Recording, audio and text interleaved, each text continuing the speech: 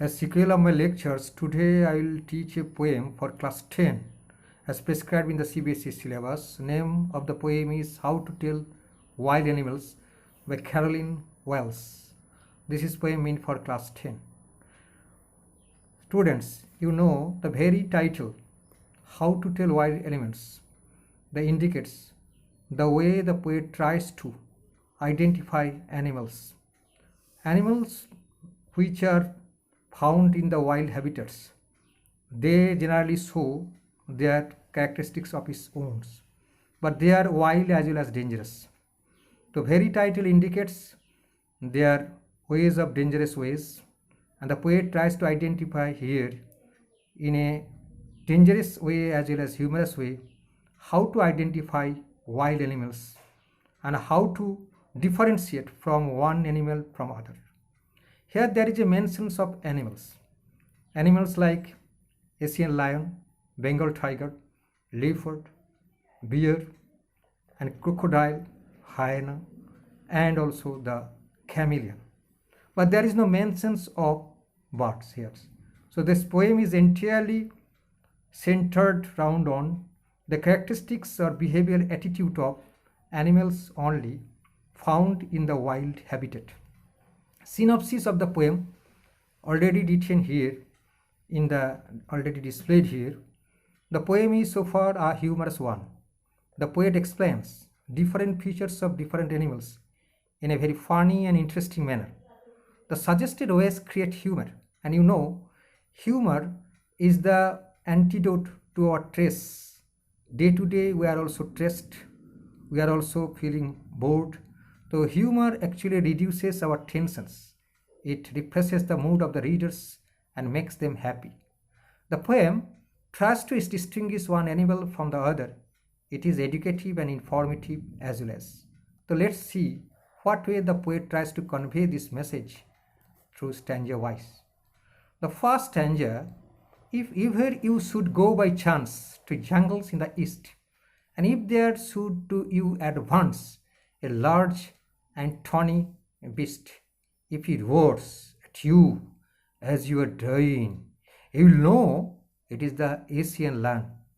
The poet says in the very stanza, suppose or you happen to go accidentally roaming in the east of the jungles, and when you advance, you might have encountered a large and yellow stripe or in orange striped colored beasts, and if he roars, shouts at the top, as if because of the roaring you are about to die because of extreme fear, then you'll be knowing it is no other than the Asian lion. So Asian lion is here a large and tawny beast, and the very roar sound has also made you see or believe it is no other than the Asian lion. Now another thing just you have to see here, the rhyming scheme followed here is chance and thereafter east, then advance, then beast, then dyin and lion. Actually it is dyin is self-created word by the poet. Actually the word is dying. For the sake of rhyme scheme, here it is mentioned dyin, and dyin rhymes with lion. As for the knowledge you have received how to identify the rhyming scheme, here the rhyming scheme followed here A, B, C, C, because chance, advance, east, beast, dyin, lion.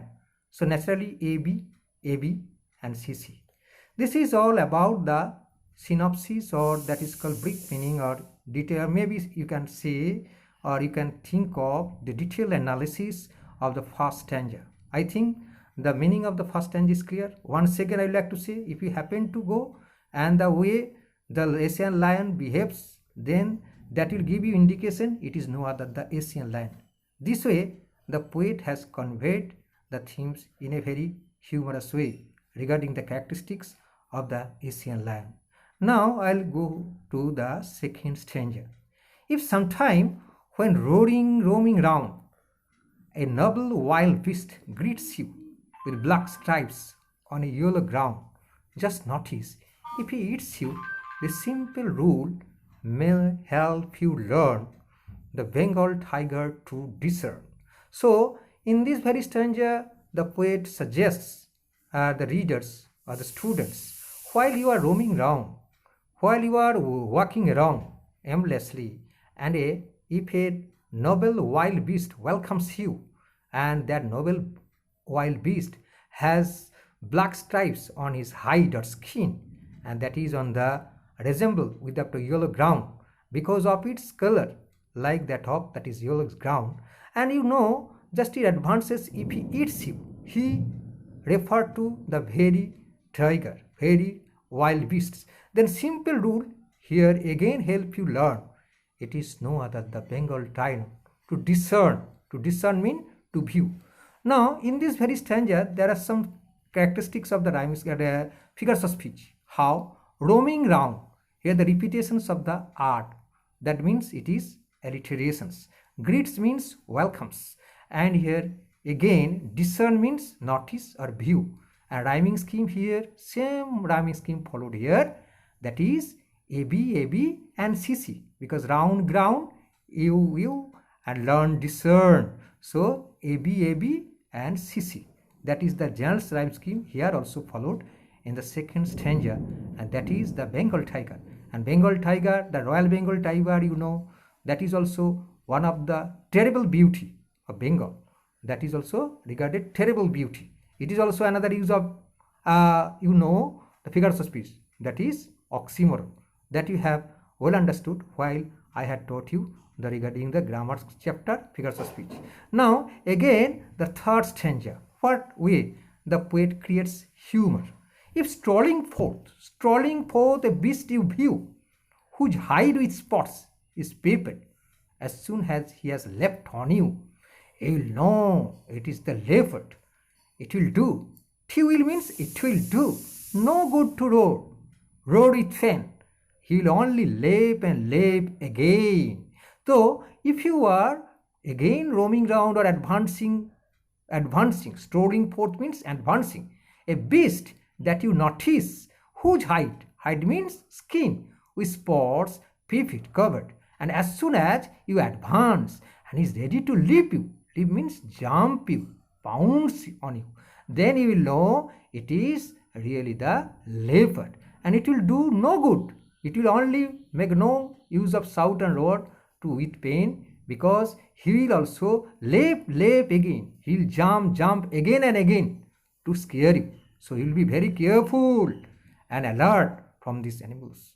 Otherwise, the danger will come to you, or danger awaits you. So leap and leap, it is again an example of alliterations, because leap actually the word leap, L-E-A-P, but for the sake of some fantastic rhyme scheme or creating some sense of magicality, again the poet has created such a word, leap and leap. So it is actually just like he has created the word dyin, and that is rhyme with the lion. Similarly here, leap and leap, it is an example of alliterations. And sport, preferred, covered, or that is found here, and that is also leopard. But the characteristics view of leopard is it has actually in an attacking mood to scare you. Now another stanza, that is called, this stanza the poet has tried to convey that while you are walking around your yard, that is called open area of that wild habitat, you happen to meet a creature there, and who is ready to hug means that is embrace you, adore you with courtesy and very very hurt, then you will be sure, if there is no case of doubt, there is no out of doubt, if the animal will be bear. And there is actually the colloquial expressions, that is bear hug, and the bear hug may be dangerous one, because if any case of doubt, when he will also give you one more caress tight, that is called hug, then you will know he will also meeting your death. So be careful and alert. The poet tries to say, what way the people or you will also keep away from such dangerous animal when they'll see the characteristics of their way that they behave, because they are free in the wild habitat and they show their habitat in their natural habitat. That is normal, that is quite natural.